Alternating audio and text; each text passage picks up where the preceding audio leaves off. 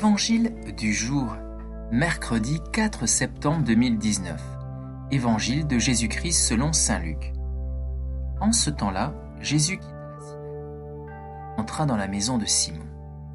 Or, la belle-mère de Simon était oppressée par une forte fièvre, et on demanda à Jésus de faire quelque chose pour elle. Il se pencha sur elle, menaça la fièvre, et la fièvre la quitta. À l'instant même, la femme se leva et elle les servait. Au coucher du soleil, tous ceux qui avaient des malades atteints de diverses infirmités les lui amenèrent. Et Jésus, imposant les mains à chacun d'eux, les guérissait. Et même des démons sortaient de beaucoup d'entre eux en criant « C'est toi le Fils de Dieu ». Mais Jésus les menaçait et leur interdisait de parler, parce qu'ils savaient, eux, que le Christ, c'était lui. Quand il fit jour, Jésus sortit, s'en alla dans un endroit désert. Les foules le cherchaient, elles arrivèrent jusqu'à lui, et elles le retenaient pour l'empêcher de les quitter. Mais il leur dit, « Aux autres villes aussi, il faut que j'annonce la bonne nouvelle du règne de Dieu, car c'est pour cela que j'ai été envoyé. » Et il proclamait l'évangile dans les synagogues du pays des Juifs.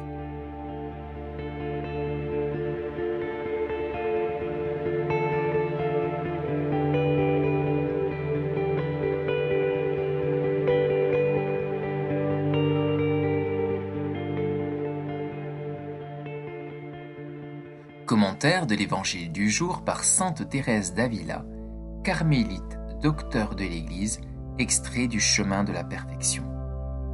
Comment ne pas nous rappeler un maître comme celui qui nous a appris la prière, qui nous l'a enseignée avec tant d'amour et un si vif désir qu'elle nous soit profitable. Vous savez qu'il nous enseigne à prier dans la solitude. C'est ainsi que notre Seigneur faisait toujours quand il priait. Non que cela lui soit nécessaire, mais parce qu'il voulait nous donner l'exemple. Nous avons déjà dit qu'on ne saurait parler en même temps à Dieu et au monde. Or, ils ne font pas autre chose, ceux qui récitent des prières et par ailleurs écoutent ce qui se dit autour d'eux, ou s'arrêtent aux pensées qui se présentent, sans se préoccuper de les repousser.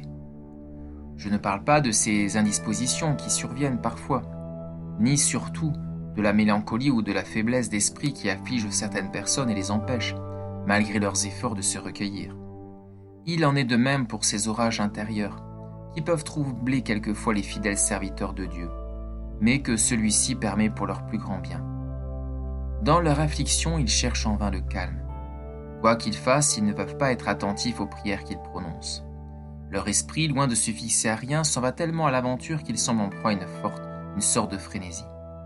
À la peine qu'ils en éprouvent, ils verront que ce n'est pas de leur faute, qu'ils ne se tourmentent donc pas. Puisque leur âme est malade, qu'ils s'appliquent à lui procurer quelque repos et s'occupent de quelque autre heure de vertu. Voilà ce que doivent faire les personnes qui veillent sur elles-mêmes et qui comprennent que l'on ne saurait parler à Dieu et au monde en même temps. Ce qui dépend de nous, c'est d'essayer d'être dans la solitude pour prier. Et plaise à Dieu que cela suffise, je le répète, pour comprendre en présence de qui nous sommes et quelle réponse le Seigneur fait à nos demandes. Pensez-vous qu'il se taise, bien que nous ne l'entendions pas? Non, certes, il parle au cœur, quand c'est le cœur qui le prie.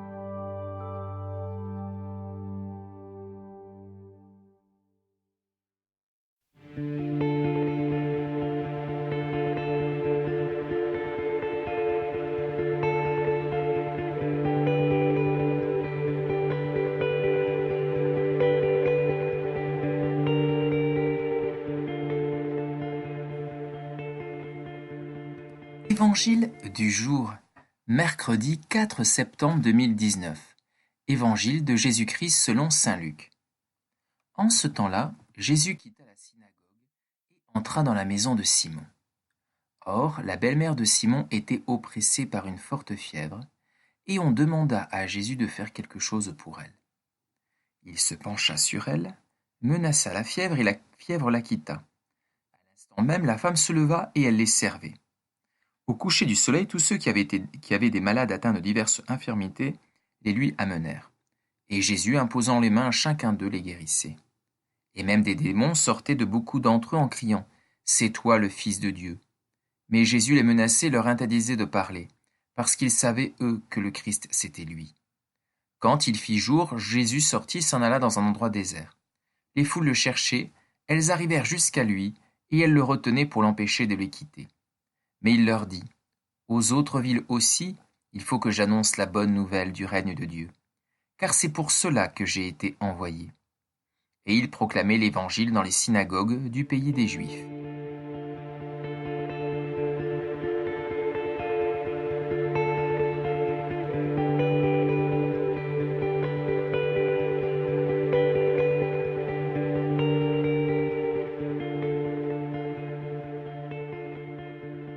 Commentaire de l'Évangile du jour par sainte Thérèse d'Avila, carmélite, docteur de l'Église, extrait du chemin de la perfection. Comment ne pas nous rappeler un maître comme celui qui nous a appris la prière, qui nous l'a enseignée avec tant d'amour et un si vif désir qu'elle nous soit profitable. Vous savez qu'il nous enseigne à prier dans la solitude. C'est ainsi que notre Seigneur faisait toujours quand il priait. Non que cela lui soit nécessaire, mais parce qu'il voulait nous donner l'exemple. Nous avons déjà dit qu'on ne saurait parler en même temps à Dieu et au monde. Or, ils ne font pas autre chose, ceux qui récitent des prières et par ailleurs écoutent ce qui se dit autour d'eux, ou s'arrêtent aux pensées qui se présentent, sans se préoccuper de les repousser. Je ne parle pas de ces indispositions qui surviennent parfois, ni surtout de la mélancolie ou de la faiblesse d'esprit qui affligent certaines personnes et les empêchent, malgré leurs efforts, de se recueillir. Il en est de même pour ces orages intérieurs, qui peuvent troubler quelquefois les fidèles serviteurs de Dieu, mais que celui-ci permet pour leur plus grand bien. Dans leur affliction, ils cherchent en vain le calme.